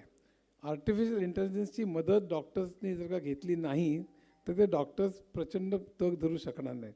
आजच AIने केलेलं डायग्नोसिस डॉक्टरने केलेल्या डायग्नोसिसपेक्षा खूप चांगलं आलेलं आहे, चिकार जास्त प्रभावी ठरलेलं आहे आजच. ड्रायव्हरलेस कार्समध्ये सुद्धा फेशियल रेकग्निशन किंवा कुठल्याही इमेज रेकग्निशनचा फायदा होतो. ड्रायव्हरलेस कार्समध्ये समोर दगड आहे, समोर सिग्नल आहे, का समोर पोलीस आहे, का समोर दुसरी गाडी आहे, हे ओळखावं लागतं ना. ही इमेज रेकग्नेशन शक्य नसेल तर ड्रायव्हरलेस कार शक्य झालं नसतं. आज चीनमध्ये ड्रायव्हरलेस टॅक्सीज आहेत, सॅन फ्रान्सिस्कोमध्ये प्रयोगसुद्धा झालेले आहेत. अजून 10-20 वर्षात सगळीकडे फिरायला लागतील गाड्या. तर हा जो सगळा प्रकार आहे, तुम्ही फेशियल रेकग्नेशन केल्यामुळे तुम्हाला गुन्हेगारी आटोक्यात आणता येते. कुठल्याही सिग्नलपाशी जे लोक उभे असतात त्या सगळ्या लोकांचे फोटो स्कॅन केलेले असतात आणि त्या देशातल्या सगळ्या गुन्हेगारांचे फोटो सेंट्रल डेटाबेसमध्ये ठेवलेले असतात. ते सगळ्या CCTVमध्ये इंटेलिजंट CCTVमध्ये दिलेले असतील तर कुठल्याही सिग्नलपाशी तो CCTV पूर्ण त्या लोकांचे स्कॅन करेल, त्याला कळेल तो लाल जब्बा घातलेला जो मनुष्य आहे त्यांनी तो खून करून फरार झालेला आहे. आणि तो पुढच्या सिग्नलला सांगेल की तो मोटरसायकलवरून अमुक नंबरच्या मोटरसायकलवरती तो असं झालेला आहे आणि तिथे त्याला अटक केली जाईल. एक उदाहरण पण सांगतो तुम्हाला. हे इतक्या त्याचे लॉंग हे तुम्ही चेक इन करताना नुसतं चेक इन करायचं, तुमचा फोटो द्यायचा, पैसे भरायचे, तुम्हाला आल्यानंतर चेक इनची पण गरज नाही. तुम्ही डायरेक्टली खोलीपाशी जाऊ शकता. खोलीपाशी तुमचा कॅमेरा फोटो घेतो, फोटो मॅच झाल्यानंतर दार आपोआप उघडतं. विमानात जाताना तुम्ही डायरेक्टली विमानात जाऊ शकता. चेक इन बिकिन सगळ्या गोष्टी बऱ्याच. हे सगळं आमूलाग्र बदलण्याचं कारण डेटा आपलं डीप लर्निंग आणि फेस आणि इमेज रेकग्निशननी झालं. मशीन लर्निंगची ती पुढची पायरी होती 2013 सालची. 2013 साली इंडस्ट्री 4.0ची घोषणा झाली हॅनोव्हरमध्ये. इंडस्ट्री 4.0 म्हणजे काय, मी याच्यावरचं पुस्तक लिहिलं, जरूर वाचा. ते आता पुढचं सगळं जग हे इंडस्ट्री 4.0ने कंट्रोल केलं जाणार आहे. AI आणि इंडस्ट्री 4.0. त्याच्यात 8 टेक्नॉलॉजीज आहेत. त्यात आर्टिफिशियल इंटेलिजन्स सगळ्या लिडिंग टेक्नॉलॉजी आहे. पण त्याचबरोबर IoT, IIoT म्हणजे इंटरनेट ऑफ थिंग्स आणि इंडस्ट्रियल इंटरनेट ऑफ थिंग्स. मग ऑगमेंटेड रिॲलिटी आणि व्हर्च्युअल रिॲलिटी, AR आणि VR. त्यानंतर ब्लॉकचेन आहे, त्यात 5G आहे, क्लाउड कम्प्युटिंग आहे, हे जे 3D प्रिंटिंग आहे. तर ह्या सगळ्यामुळे जग हे प्रचंड बदलणार आहे. तुम्हाला एक उदाहरण सांगतो. 3D प्रिंटिंग म्हणजे काय, आपण आत्तापर्यंत जे उत्पादन करत होतो ते उत्पादन सबट्रॅक्टिव्ह पद्धतीने करत होतो. म्हणजे शिल्पकार एखादा दगड घेतो आणि आपल्याला नको असलेला भाग काढून मूर्ती तयार करतो. तसं आपण स्टील, ॲल्युमिनियम असेल तो भाग घेतो आणि तो लेथवरती किंवा CNC मशीनवरती नको असलेला भाग काढून टाकायचो आणि जो पाहिजे असेल तो भाग तयार करायचो. ह्याला सबट्रॅक्टिव्ह मॅन्युफॅक्चरिंग म्हणतात. कारण आहे तो नको असलेला भाग काढून टाकणं. आता ॲडिटिव्ह मॅन्युफॅक्चरिंग सुरू झालेलं आहे, त्याला 3D प्रिंटिंग म्हणतात. म्हणजे मला जे करायचं आहे त्याचं वितळलेला किंवा पावडर फॉर्ममध्ये आपण इनपुट करतो. जे मला मॅन्युफॅक्चर करायचं त्याची डिजिटल इमेज हार्ड डिस्कवरती ठेवतो. त्या इमेजप्रमाणे तो लेअर बाय लेअर तो मॅन्युफॅक्चर करत जातो. आणि हे फक्त काल्पनिक नाही. डेंटिस्ट्रीमधले शेकडो भाग किंवा विमानातले शेकडो पार्ट्स हे 3D प्रिंटिंगनी मॅन्युफॅक्चर झालेले आहेत. आज 3D प्रिंटिंगने एक देऊळ पण बांधलं गेलेलं आहे. 3D प्रिंटिंगने बिल्डिंग पण बांधल्या जात आहेत सध्या. म्हणजे उद्या सिव्हिल इंजिनिअरिंगचं काय होईल, मेकॅनिकल इंजिनिअरिंगचं काय होईल, आर्किटेक्टचं काय होईल, डिझायनर्सचं काय होईल, हा जो सगळा प्रकार आहे तो अचाट आहे. हे सगळं उद्याचं जग हे खूप खळबळजनक असणार आहे. कारण त्यांनी नोकऱ्यांचे ज्या तऱ्हेने आपण जॉब करतो त्याचं स्वरूपच बदलणार आहे. कित्येक जातील, ज्या उरतील त्यांचं स्वरूप हे प्रचंड बदलणार आहे. हे सांगण्याकरता मी तुम्हाला हे सगळं सांगतोय. तर इंडस्ट्री 4.0 2013 साली आली आणि 2017 साली आणखीन एक गोष्ट निर्माण झाली की त्यांनी ChatGPT म्हणजे attention is all you need नावाचा एक पेपर लिहिला गेला गुगलमध्ये. त्याचा वापर किंवा उपयोग प्रत्यक्ष गुगलमध्ये केला नाही, त्याचा उपयोग खरं म्हणजे OpenAI कंपनीत केला, सॅम ऑल्टमन आणि इलॉन मस्कनी. आणि त्याच्यातनं ही सगळे ChatGPT आणि जेमिनाय आणि ग्रॉक आणि सगळी मंडळी सुरू झाली. आता या सगळ्या मंडळींचा परिणाम काय होणार आहे, म्हणजे ते कसं चालतं मला सांगता आलं असतं, पण ते उगाच जास्त वेळ घेत नाही, आपल्याला वेळ कमी आहे. पण त्याचा परिणाम असा होणार आहे की अनेक एंट्री लेवलचे जॉब्सच जातील. ChatGPT काम कसं करतं, त्याला तुम्ही प्रचंड डेटा दिलेला असतो. आत्तापर्यंत सगळं विकिपीडिया, आत्तापर्यंत सगळ्या इंग्लिश कादंबऱ्या, आत्तापर्यंत सगळे चॅट्स, आपले सगळ्यांचे चॅट्स, आत्तापर्यंत कोणी सगळ्यांनी लिहिलेले प्रोग्रॅम्स, आत्तापर्यंत सगळ्यांनी लिहिलेली पत्र, ईमेल्स, सेन्सर्समधून मिळणारा डेटा, मेडिकल डेटा, काय सगळं असेल, हा सगळा डेटा तो वाचून त्यातले पॅटर्न शोधलेले असतात त्यांनी. तर आता त्यामुळे काय होणार आहे ते सांगतो की आता उदाहरणार्थ कुठल्याही वकिलाचं तुम्ही एक सिनियर वकील असतो आणि त्याच्या हाताखाली ज्युनियर वकील असतात बघा. अनेक लोक 10-12 ज्युनियर वकील असतात आणि एक ऑर्ग्युईंग वकील असतो म्हणजे मुख्य वकील. तर तुमच्याकडे केस आली तर त्या केससारख्या पूर्वी किती केसेस झालेल्या आहेत, त्याच्यामध्ये निकाल काय लागलेला आहे हे तुम्हाला हवं असतं. कारण ऑर्ग्यू करणारा वकील ते मांडत असतो, या स्टेट ऑफ राजस्थान 1970 विरुद्ध अमुक अमुक ह्यामध्ये हा निकाल लागलेला आहे. म्हणजे मला पण तसंच निकाल तुम्ही द्यायला पाहिजे थोडक्यात. म्हणजे आता तशासारख्या केसेस किती झाल्या आहेत आत्तापर्यंत, त्यावेळी निकाल हायकोर्टात किंवा सुप्रीम कोर्टात काय लागलेलं आहे शोधायचं कसं. आत्तापर्यंत ज्युनियर वकील ती भाडं ठेवलेली असायची, ते सगळे भाड्यातनं जाऊन त्या केसेस शोधून त्या केसेस ऑर्ग्युईंग वकिलाला द्यायचे की इथं असं असं झालं होतं, असं असं निकाल लागला होता. आता ChatGPT किंवा नॅचरल लँग्वेज प्रोसेसिंगचे जे आहे ते हे सगळे जे भाडं आहेत ती सगळी डिजिटल झालेली आहेत, ती कम्प्युटरवरती आहेत आता. तर त्याच्यातनं जाऊन त्याच्यासारख्या केसेस कुठल्या आहेत हे प्रत्यक्ष डिजिटली ChatGPT किंवा AI काढू शकतं. त्यामुळे ज्युनियर वकिलांचे जॉब्सच जाणार आहेत, सगळ्या कोडर्सचे जॉब्स जाणार आहेत, सगळ्या टेस्टर्सचे जॉब जाणार आहेत, कॉल सेंटर्सचं म्हणजे TCSनी सांगितलंच आहे की जॉब जाणार आहेत म्हणून. TCSनी, विप्रोनी, इन्फोसिसनी सगळ्यांनी मिळून गेल्या वर्षी 1 लाखापेक्षा जॉब्स कमी केले. नवीन जॉब्स जवळपास कोणी घेत नाही आहे. मी तुम्हाला घाबरवून सोडण्याकरता सांगत नाही आहे. पुढे मी माझ्या पुस्तिकेमध्ये नवीन कुठले निर्माण होतील तेही सांगितलेलं आहे.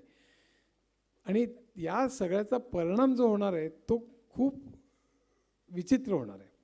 म्हणजे शिक्षण, तुम्हाला एक उदाहरण सांगतो. म्हणजे आता एक चष्मा निघालेला आहे, मेटा, गुगल आणि चीनमध्ये अलिबाबा वगैरे, त्याला AI चष्मे असं म्हणतात. तो चष्मा काय करू शकतो, तुम्ही घातला तो चष्मा की तुम्हाला तो दिशा दाखवू शकतो. मी आता पनवेलला आहे, मला इथनं जवळ चायनीज रेस्टॉरंटमध्ये जायचं आहे किंवा पनवेलला आहे मला पेणला जायचं आहे, तो मला गुगल मॅपसारखा चष्म्यावर तो मला डायरेक्शन दाखवू शकतो. तो मला ट्रान्सलेशन करू शकतो. माझ्यासमोर फ्रेंच जर का वर्तमानपत्र असेल, मी चष्म्यातनं बघत असेल आणि सांगितलं दादा फ्रेंचमधून ट्रान्सलेट करते, मला तो मराठीतनं वाचून दाखवू शकतो. मी बोललो एखादं वाक्य मराठीतनं आणि समोर मनुष्य कानडी मनुष्य असेल तर त्या कानडीमध्ये ट्रान्सलेट करून तो त्या माणसाला देतो आणि त्याचं कानडी मराठीतनं ट्रान्सलेट करून मला सांगतो. हा चष्मा जो आहे त्याच्यामध्ये चिप आहे, त्याच्यामध्ये इंटेलिजन्स आहे. तो नुसतं दिशा, तो एक ॲसिस्टंट म्हणून पण काम करू शकतो, सेक्रेटरी म्हणून. मी त्याला सांगू शकतो की मला या 5 लोकांना हा ईमेल पाठवायचा आणि ईमेल मी तोंडाने बोलतो, तो टाईप करतो. आणि कारण तो नेटशी पण जोडलेला आहे, हे लक्षात ठेवा. तो माझ्या स्मार्टफोनशी पण जोडलेला आहे. आणि तो चष्मा सध्या किंमत खूप आहे, लाख बरीच आहे म्हणजे. पण उद्या 5-10 वर्षात तो जेव्हा कॉमन होईल त्यावेळी ऑटोमॅटिक ट्रान्सलेशन, ऑटोमॅटिक डायरेक्शन देणं, ऑटोमॅटिक सेक्रेटरीसारखं काम करणं, AI एजंटसारखं काम करणं. आता अलीकडचं AI एजंटचं हे म्हणजे LLM, लार्ज लँग्वेज मॉडेल जेव्हा आलं, ChatGPT, जेमिनी वगैरे, ह्याच्यापेक्षा पुढचा आता गोष्ट म्हणजे AI एजंट. AI एजंट म्हणजे काय, ते मी जसं सेक्रेटरी सांगतो तसं माझ्या वतीने काम करणारे जे आहेत त्याला AI एजंट म्हणतात. म्हणजे मी त्याला माझ्या 3 मित्रांना घेऊन मला शनिवारी जायचं आहे एका रेस्टॉरंटमध्ये खायला आणि धाब्यावर जायचं किंवा चायनीजमध्ये जायचं, एक थाईमध्ये जायचं, जे काय असेल ते. आणि मी त्या AI एजंटला सांगतो की अमुक 3 मित्र आहेत, त्या तिघे शनिवारी वेळ आहे का विचार, शनिवार किंवा रविवार किंवा सोमवार या 3 दिवसात 7 वाजता 7 ते 8मध्ये कोणाला वेळ किती आहे आणि कोणाला काय खायचं आहे नीट बघ. तर त्या तिघांचा पण AI एजंट असतो, माझा पण AI एजंट असतो. माझा AI एजंट त्या तिघांच्या AI एजंटशी बोलतो. त्या AI एजंटला माझं कॅलेंडर माहीत असतं, म्हणजे मी केव्हा बिझी आहे, केव्हा माझी मीटिंग आहे, केव्हा मुंबईमध्ये आहे, केव्हा बाहेर जाईन, हे सगळं माहीत असतं. त्यानंतर माझा एजंट त्या तिन्ही एजंटशी बोलतो. कोणाला शुक्रवार वेळ असेल, कोणाला सोमवार असेल, कोणाला चायनीजमध्ये जायचं असेल, कोणाला आणखीन दुसरे, हे सगळं आपण माणसं जी करत असतो ते AI एजंट्स एकमेकांची बोलून ठरवतील, फायनली ठरवतील शनिवारी रात्री 8 वाजता गुजराती रेस्टॉरंटमध्ये आपल्या तिघांचं या रेस्टॉरंटमध्ये आपलं ठरलेलं आहे. हे सगळं जे तो करू याला AI एजंट म्हणतात. उद्याचं जग AI एजंट्सचं असणार. हे एजंट्स निर्माण करणं, ते कोड करणं, ते तयार करणं, कारण ते सॉफ्टवेअरच आहे अल्टिमेटली. तर ते सॉफ्टवेअर तयार करणं ह्याच्याकरता बऱ्याच नोकऱ्या तयार होणार आहेत पाहिजे. तर वेगवेगळ्या नोकऱ्या ज्या तयार होणार त्याचं मी ते पुस्तकात लिहिलेलंच आहे. बऱ्याच वेगवेगळ्या म्हणजे ब्लॉकचेन एक्सपर्ट्स असतील, AI एजंट्स एक्सपर्ट्स असतील, आणि अनेक वेगवेगळ्या तऱ्हेच्या ते जॉब्स तयार होणार आहेत उद्या. फक्त एकच आहे याच्यामध्ये मला सांगायचं एकच आहे की जेवढे जॉब्स तयार होतील तेवढेच जॉब्स जेवढे जातील तेवढेच निर्माण होतील की नाही याची मात्र मला शंका आहे. मी आता इंडस्ट्री 4.0 जी 2013 साली अनाऊन्स झाली, ते 4.0 का म्हणतात त्याला, ते इंडस्ट्री 1.0 म्हणजे आपली इंडस्ट्रियल रेव्होल्युशनच्या वेळची इंडस्ट्री 1.0. रेल्वे आली, स्टीम इंजिन आलं.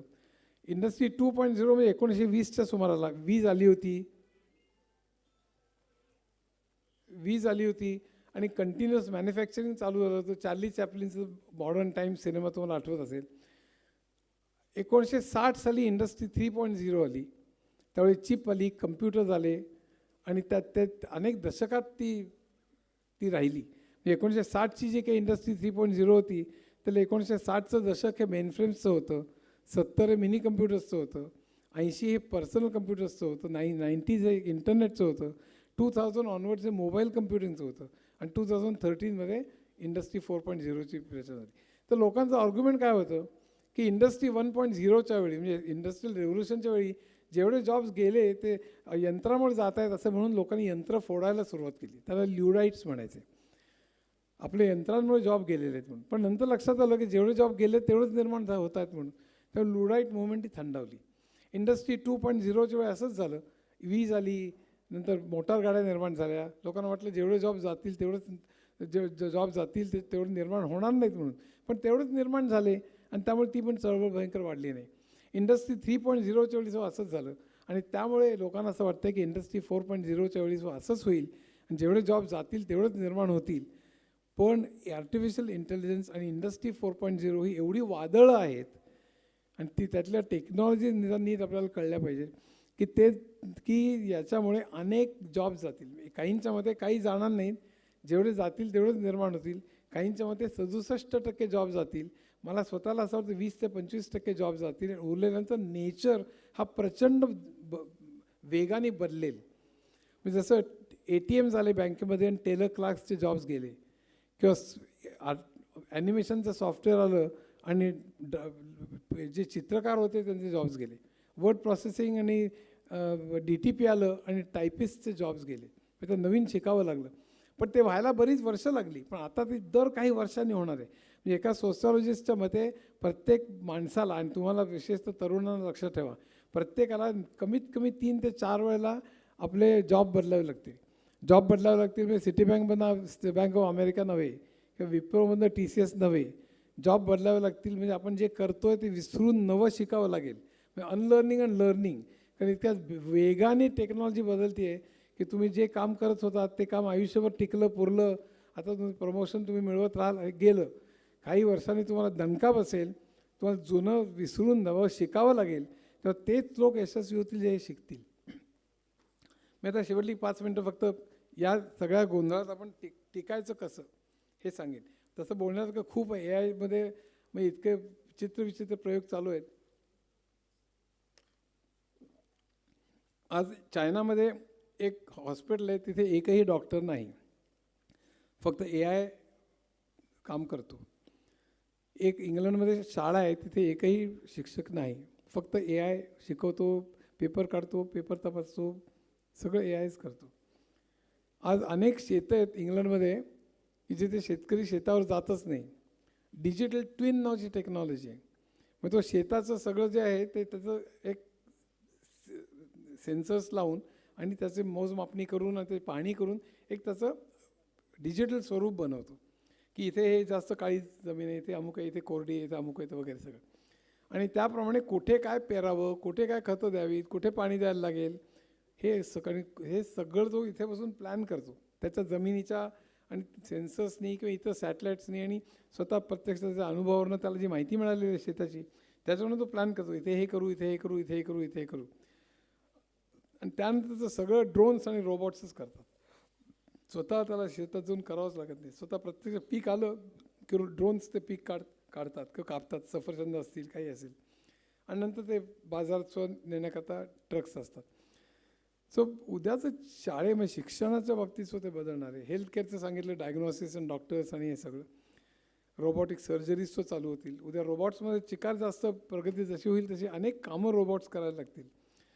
तर ह्यामुळे सगळं जगाची उलथापालथ होणार आहे. मी इथे तुम्हाला ह्या कॉलेजमध्ये हा कोर्स घ्या वगैरे असं सांगायला आलेलं नाही.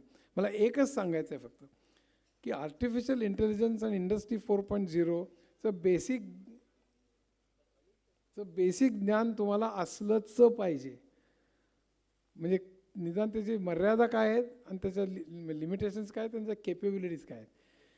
यामुळे अमुक हे होऊ शकेल. जसं एक गाणं म्हटलं, म्युझिकमध्ये, सिनेमामध्ये सगळ्याकडे प्रचंड धुमाकूळ आहे.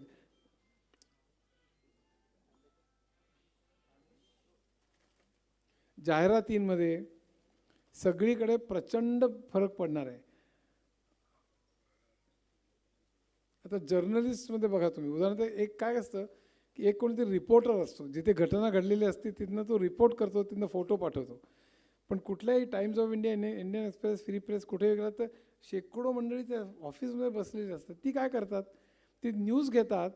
आता न्यूजच्या ते न्यूज म्हणजे ती बातमी, फोटो वगैरे घेतात आणि त्याच्या भोवती न्यूज जे डिझाईन करतात की अशाच तरी आग पूर्वी कधी लागली होती, त्यावेळी काय केलं होतं, किती खर्च आला होता, त्या बिल्डिंगमध्ये आग विझवण्याची रचना आहे की नाही, ह्याचा डेटा जो त्यांच्याकडे असतो पूर्वीपासून, तो सगळा डेटा घेऊन ते न्यूज प्रिपेअर करतात, फोटो बरोबर बसवतात आणि न्यूजला आकार देतात आणि मग ती न्यूज ते छापतात. हे सगळं काम उद्या AI करेल. रिपोर्टर्सचं काम बदलणार नाही. प्रत्यक्ष आग लागली तर कोणाला तरी जाऊन रिपोर्टिंग करावंच लागेल, पण ते केल्यानंतर त्याची बातमी तयार करणं, हे सगळे जे डझनावर जे जर्नलिस्ट बसलेले आहेत त्यांचं काय होणार आहे उद्या. तर हा जो सगळा प्रकार आहे हा अतिशय टर्मॉइलचा प्रकार आहे. म्हणजे लगेच घाबरून अजिबात जाऊ नका. त्याचप्रमाणे नवीन जॉब्स तयार होतील, 20-25 जातील, पण इतर अनेक जॉब्स तयार होतील असं मला वाटतं. ते कुठले तयार होतील याच्याशी मी लिहिलं आहे सगळ्या पुस्तकांमध्ये, पण आणि इतरही नंतर तुम्हाला मार्गदर्शन करतीलच. पण मला मुख्य म्हणजे असं वाटतं की AI हे डिस्रप्टिव्ह टेक्नॉलॉजी आहे. उद्याच्या जगात तुम्हाला त्याची बेसिक माहिती असलीच पाहिजे की ते काय करतं काय नाही. कुठलंही पुस्तक माझीच वाचा असं नाही, कुठलीही पुस्तकं वाचा, कुठलाही कोर्स करा वाटलं तर स्टॅनफर्डचं एक आहे, IIT खरगपूरचं आहे, एक्सटर्नल कोर्स करा. तुम्ही इंजिनिअरिंगला ॲडमिशन घेतली, काही घेतली तरी सुद्धा AI, ML किंवा डेटा सायन्सची जुजबी माहिती तरी तुम्हाला असली पाहिजे, नाही तर तुम्ही तग धरू शकणार नाही. तर मी 3-4 गोष्टी सांगून थांबणार आहे. उद्याच्या जगात यशस्वी होण्याकरता काय केलं पाहिजे, कारण बाकी मी प्रत्येक या कॉलेजमध्ये जा हा कोर्स घ्या असं काही मी सांगत बसत नाही. पण ते खूप वेगवेगळे कॉलेजेस, कोणी कम्प्युटर सायन्स म्हणतं, कोणी कम्प्युटर टेक्नॉलॉजी म्हणतं, कोणी BSc IT म्हणतं, कोणी MSc IT म्हणतं, कोणी काय काय काय भलतेच काय काय. पण बेसिकली काय केलं पाहिजे आपण यशस्वी होण्याकरता. एक पहिला मुद्दा की आपण अनलर्निंग आणि लर्निंग करायला शिकलं पाहिजे. 3-4दा आयुष्यात सातत्याने टोचवरती राहायला पाहिजे. नवीन काय काय आहे, नवीन आपल्याला काय शिकावं लागतं आहे, आणि आपल्याला जर शिकलं नाही तर आपण फेकले जाऊ. एक लक्षात ठेवा, AI मुळे नोकऱ्या जाणार नाही आहेत, पण ज्याला AI माहिती आहे ज्याला AI माहिती नाही त्याच्या नोकऱ्या घेईल, हे मात्र 100% आहे. आणि सगळ्या क्षेत्रात, तुम्ही लिगल असाल, तुम्ही अकाउंटिंग असाल, अकाउंटंटचे जॉब्सच खरं जाण्याची शक्यता आहे उद्याच्या जगात. सो बेसिकली हे आपण जे करतोय ते उद्याच्या जगात 5 वर्षांनी टिकेल का, 10 वर्षांनी टिकेल का, हे विचारायला पाहिजे आपल्याला. आणि ते विचारल्यानंतर आपल्याला कळेल की आपण टिकू, पण आपल्याला अमुक तऱ्हेने बदल करावा लागेल. तर या तऱ्हेने आपण विचार केला, अनलर्निंग अँड लर्निंग. आणि त्याकरता तुमचे बेसिक फंडामेंटल्स चांगले पाहिजेत. मॅथमॅटिक्स असेल, मेकॅनिकल इंजिनिअरिंग असेल, इव्हन अकाउंटिंग असेल, बेसिक फंडामेंटल्स तुमचे जर का चांगले असतील तर जे बदल येतील ते तुम्ही स्वीकारू शकाल आणि सातत्याने अनलर्निंग अँड लर्निंग तुम्ही करू शकाल. दुसरा मुद्दा असा की तुमची पर्सनॅलिटी खूप चांगली पाहिजे. कितीही तुम्ही अगदी सुपर इंटेलिजंट असाल तरी पर्सनॅलिटी चांगली नसेल, म्हणजे तुमचं कम्युनिकेशन चांगलं नसेल, लिडरशिप ॲबिलिटीज नसतील, सॉफ्ट स्किल्स ज्याला म्हणतो आपण, तुम्ही हसतमुख नसाल, तो सेन्स ऑफ ह्युमर नसेल, तर हे जे आहे हे सगळं नसेल तर तुम्ही यशस्वी होऊ शकणार नाही. मी इगोइस्टिक आहे, मी खूप हुशार आहे, एकटा बसून निर्णय घेईन. ते न्यूटन बसला होता सफरचंदाच्या खाली आणि त्यांनी शोध लावला गुरुत्वाकर्षणाचा. आता काही तुम्ही कुठल्याही झाडाखाली बसू नका, काही होणार नाही. तर मुख्य म्हणजे काय की तुम्ही हे सगळं टीमवर्कने होतं. कुठलीही गोष्ट, म्हणजे आमच्या सॉफ्टवेअरमध्ये आम्ही 40 लोक 6 महिन्यात हा प्रोजेक्ट तयार करायचा आहे, किंवा फार्मास्युटिकल्समध्ये अमुक 4 महिन्यांनी अमुक डायबिटीसवरती मॉलिक्यूल तयार करायचा आहे आणि इतकं बजेट आहे, हे 30 लोक आहेत. असं असतं, ते सगळं टीमवर्क असतं. माझ्या ओळखीचे अनेक लोक आहेत TIFRमध्ये, स्टॅनफर्डमध्ये, MITमध्ये अमेरिकेतल्या, आणि ते स्ट्रिंग थेअरी आणि क्वांटम फिजिक्सवरती काम करत आहेत, पण ते तिथेही टीमवर्क असतं. मी अमुक केलेले, तू काय करतोस, मग आपण मिळून करूया का. ते सगळे म्हणजे ऑस्ट्रेलिया, जपान, इथे TIFR, इस्रो, ISC बँगलोर, ही सगळी मंडळी, IITs आणि तिथले स्टॅनफर्ड, कार्नेगी मेलन, ही सगळी मंडळी एकत्र काम करत असतात, टीमवर्क. तर टीमवर्कशिवाय काही नाही, फक्त एकट्यानं जमणार नाही. तुमचं कम्युनिकेशन चांगलं पाहिजे, आणि कम्युनिकेशन इंग्लिश चांगलं तुम्ही करा. मलाही मराठीचा प्रचंड अभिमान आहे, आणि इंग्लिशवरनं माझा अपमान झाला होता IITमध्ये पहिल्या वर्षी, म्हणून मी मराठी मीडियममधून शिकलो, पण इंग्लिशवरनं माझा अपमान झाला म्हणून मी 10 महिने फक्त इंग्रजी केलं, जे मला नंतर न्यूयॉर्क, लंडन, टोकियो सगळीकडे मला उपयोगी पडलं. पण इंग्रजी चांगलं करा, कारण ग्लोबलायझेशनमध्ये इंग्रजीचा खूप उपयोग आहे. पण याचा अर्थ मराठी वाईट आहे असं अजिबात नाही. जे लोक नसते इंग्रजी येणं म्हणजे फार ग्रेट आणि मराठीमध्ये तुच्छ लेखतात, ते माझ्यामध्ये बंडल आहेत पूर्ण. आणि त्याचं उलटं की की की मी मराठीच वापरीन आणि मी इंग्रजी काही वापरणार नाही असेल तर तुम्ही जगात यशस्वी होऊ शकणार नाही. त्यामुळे मी असा ॲडवाईस नक्की देईन. आता तुम्ही सगळे शिकलेले आहेत, पण जी मुलं मला ॲडवाईस विचारायला येतात तेव्हा सांगतो, तुम्ही मराठी मीडियममधनं शिकवा, पण इंग्रजी चांगलं होईल ह्याची नक्की खात्री करा. पण मराठी मीडियममधनं शिकवा, त्याची नाळ या जमिनीशी राहील, पण तरी इंग्रजी मात्र उत्तम करा तुम्ही. पण कम्युनिकेशन चांगलं पाहिजे. तुम्हाला उभारून बोलता आलं पाहिजे, तुम्हाला कन्व्हिन्स करता आलं पाहिजे, तुम्ही हसतमुख असलं, सेन्स ऑफ ह्युमर पाहिजे वगैरे असं सगळं. Unlearning, learning, communication, teamwork. आणखीन 2 पॉईंट सांगतो मी. एक मुद्दा म्हणजे आंतरप्रुनरल कॅपेबिलिटी पाहिजे. आपल्या भारतामध्ये आंतरप्रुनरल कॅपेबिलिटी नाही आहे. आपण फक्त जॉब मला कुठे मिळेल असं बघायला जातो. TCS आली होती, आता TCS नाही. स्वतःचं काय करता येईल, आंतरप्रुनरल स्पिरिट ज्याला म्हणतो ते आपण जास्त वाढवलं पाहिजे असं मला स्वतःला वाटतं. त्यामुळे भारत खूप मागे पडलेला आहे, तर ते आपण केलं पाहिजे. आणि आणखीन एक मुद्दा शेवटला, की आत्ता तुम्ही चांगल्या घरातनं आलेल्या आहेत, सुस्थितीतनं तुम्ही शिक्षण घेतात, पण भारतामधले 30-40 लोक असतात की ज्यांना एक कळशीभर पाण्याकरता 2 किलोमीटर जावं लागतं. त्यांच्या घरी वीज पण नाही आहे, कंदिलामध्ये अजून त्यांना शिकावं लागतं. हेल्थ केअरची प्रचंड बोंबाबोंब आहे. आणि या सगळ्यामध्ये तरीसुद्धा अशा तऱ्हेचे जे लोक आहेत त्यांना वरती कसं काढता येईल. आपण पुढे जाऊ, करिअर करू, इंजिनियर होऊ, डॉक्टर होऊ, अमेरिकेला जाऊ, काय असेल ते AI शिकू, तज्ज्ञ होऊ, पैसे मिळू, पण आपल्या भारतातले जे खालचे 30-40-50% लोक आहेत त्यांच्यापर्यंत ही प्रगती कशी पोचेल ह्याचा ध्यास लागल्यासारखं आपण जर का काम केलं नाही, त्यांना सातत्याने लक्षात ठेवलं नाही, तर आपण फक्त स्वार्थी होऊ असं मला वाटतं. पण तोच जर का आपण ते लक्षात ठेवलं तर आपण नुसते यशस्वी होऊ अशातला भाग नाही, पण एक चांगला माणूस म्हणून सुद्धा आपण जगू असं मला वाटतं. धन्यवाद.